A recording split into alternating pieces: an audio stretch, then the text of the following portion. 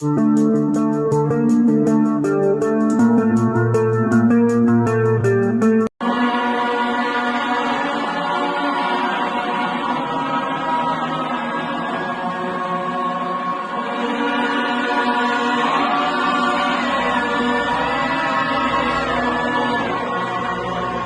videoda Rus O'zbekni qul deyapti. Ты раб!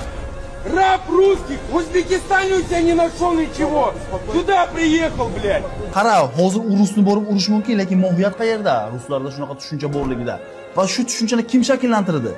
O'zbeklar. Qanday ilm olmasdan? Tarix shuncha narsani o'rgatsa ham biz ilm olmaymiz. Vaqtida ruslar kirib bizni Buxoro amirligini bosib olishdi, kam sonli qo'shini bilan. Nima uchun? Ilm bilan, qurol bilan keldi. Bizanikilar yotib qorinni qapaytirib faqat oshni yeyishdi. Shu uchun yutqazishdi. Hozir nima o'zgardi? Hamma pul yig'adi.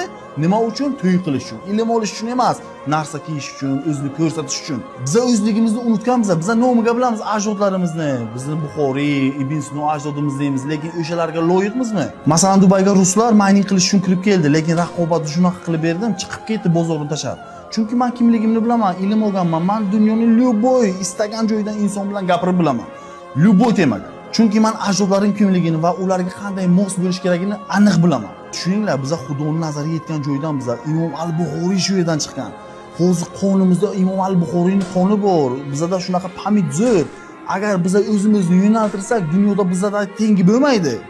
Agar ertaga yosh avlodni ruslarga qul bo'lishga tayyorlasak, ilm bermasak, ertaga mana bu gaplar hozir jig'imizga tegyapti-ku, keyin bu gaplarni yutishga majbur bo'lamiz. Bu narsalar biz uchun normallashadi.